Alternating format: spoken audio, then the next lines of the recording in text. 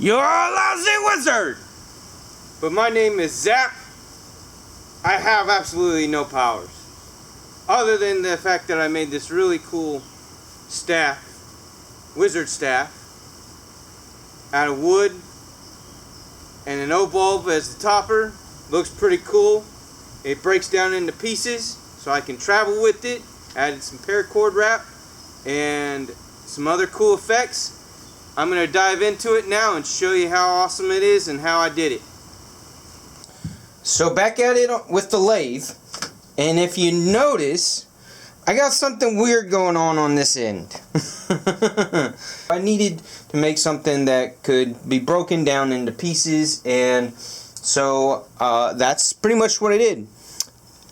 So here is the wizard staff. Well, that's like 3/4 of it. The last part, the top part, which will make it a full 6 foot tall, is right here. And this section right here, I carved out, lathed out to do paracord wrap. Gonna go with the thin, what is it, 250 or 220 paracord, the real thin cordage. I'm just gonna do a wrap there in a nice vibrant color.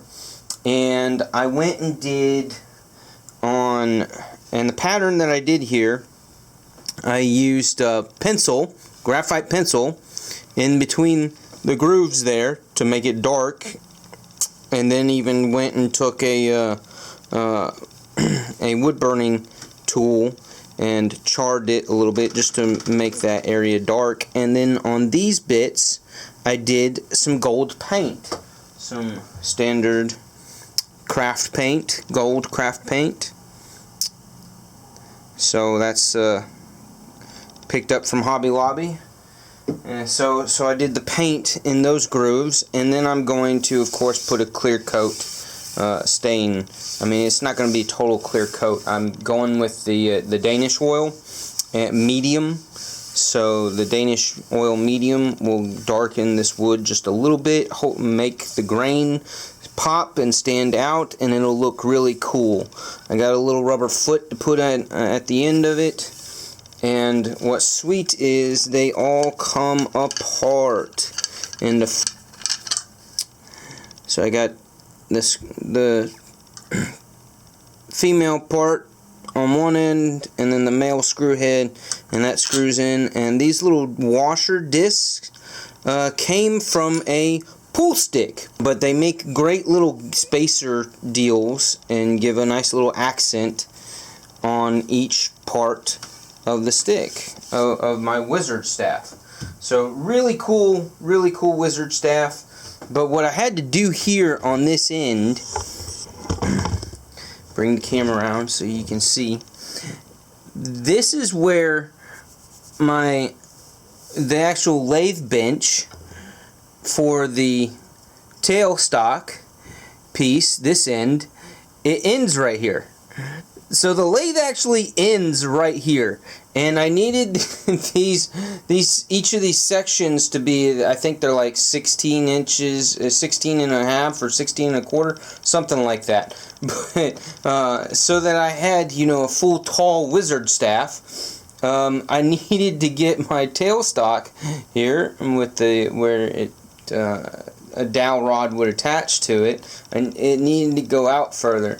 So I did some redneck engineering with some blocks of wood, and it's clamped, so I've got pressure holding it down this way, and then come around here, excuse the messy workshop, and then I've got some screws with a bar here, a metal plate here that's holding it in that way, and of course, you know, hammer, tap tap tap, get that fixed in place, anchor it down in both directions, both horizontally and vertically, so that the tailstock here doesn't move. And what do you know, I've got an extended lathe. So do I need a bigger lathe?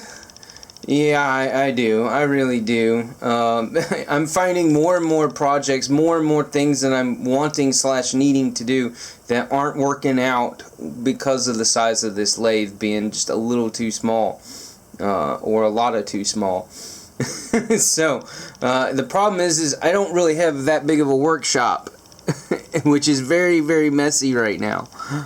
So I need a bigger workshop. That way I can have little messes here and little messes there and still be able to work on other projects. But yeah, I definitely need to clean up my workshop. That's it. This is the first part. This is the main part, the part that's been kind of challenging. It's not totally perfect. Each piece is not 100% centered, true centered. So when they screw together, they don't. And then when I do these guys, this is the female piece, and then that's the male screws into the wood on one end, and then this piece screws into the wood at the other end, and then they marry together via threading.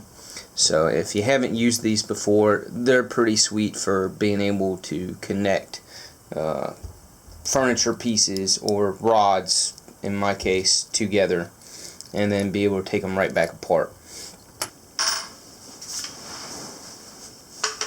Alright, so I've got a total of 4 sections that this guy comes in. 2 of them I left together here, showing your little the ring, the gold silver ring here, in between where they join up, kind of makes a nice little accented separation there. And here's the bottom, which I added a rubber stopper to it, like so, and so that I've got a nice little rubber foot on it. But here's the cool part, the top. The top is the cool part. So I've gotten, standard O-light, O-bulb, and then I made this little disc, and everything except for the O-bulb and the hardware is turned on the lathe, including not just all the wood and the wood platform disc here that I got with some accents to it, but I also turned this guy, which is plexiglass, a thick piece of plexiglass, and I put that on the lathe and turned it and tapered the inner circle so that the O-bulb, the magnets part of the O-bulb, sits in there in the middle, and it will make contact with a magnetic washer that I have on the center of that, so that holds all of that together like so. Holds it all together. And then off of Amazon I bought these. They're the 40 millimeter spikes that simply screw in. So they screw into the bottom of this guy. And I'm leaving him detached because I don't know how picky the staff at the Renaissance Fair that I'm taking this to, the Georgia Renaissance Fair. It's Wizard weekend, so this is my costume, and I wanted to make a really cool wizard staff. So I'm going to have this to where this can be separated easily, and I can leave it at in the motorcycle bag if this is a no-no for them, if they don't like this, feel like this is too dangerous and don't trust me because I'm not a very trustworthy wizard, maybe, I don't know. We'll see, but I thought it would be smart to leave this easily detachable so that if I have to leave it and not bring it with me and not have it be a part of the wizard staff, then I can. But it does, which would be a shame because it does make for a really cool effect with the O-bulb. Just gives it that extra little oomph of coolness, and that's that. The one thing that, unlike the wood, this plexiglass gets very hot very easily when you're carving it on the lathe.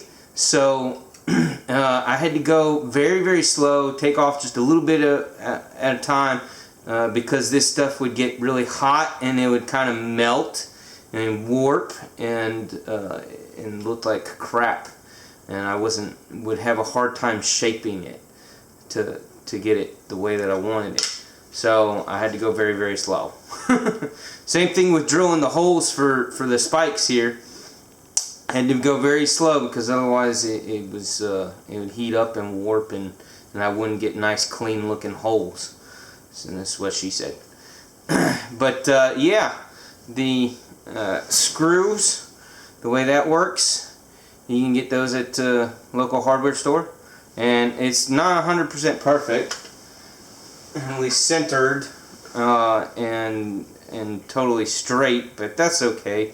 I mean, it's just a decorative staff prop, so it didn't have to be perfect per se. But you know, just tapered the ends, did the paint, did the gold paint here, and dark. Just used a pencil to darken the center there, and I did that while it was attached to the wood lathe. So that's that. I mean, I can connect these in any way, any length. The other fun part was the paracord wrap job.